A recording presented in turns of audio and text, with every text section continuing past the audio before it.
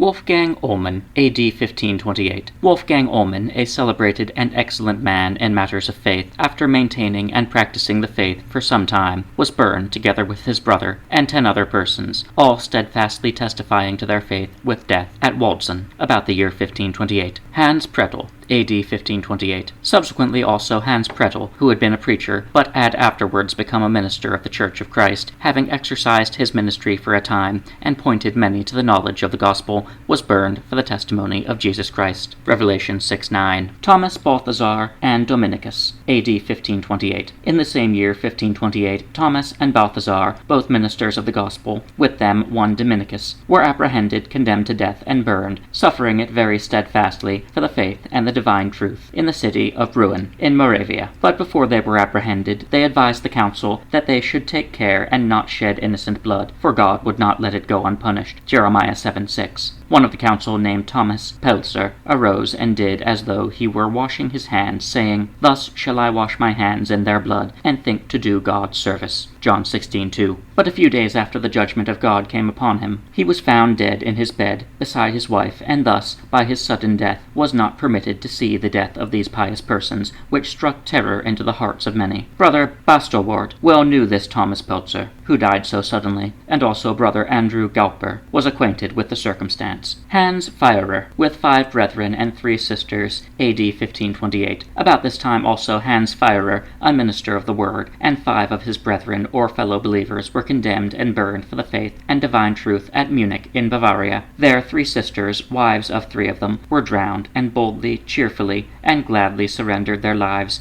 being willing much rather to lose this temporal life than to desist from what God had given them to know. They gave up a miserable life in due time to find another, Matthew 10:39, Matthew 24:13, Revelation 2:10, with Christ, and with Abraham, Isaac, and Jacob, and all the saints and pious in the kingdom of God, which is promised to all those who endure to the end.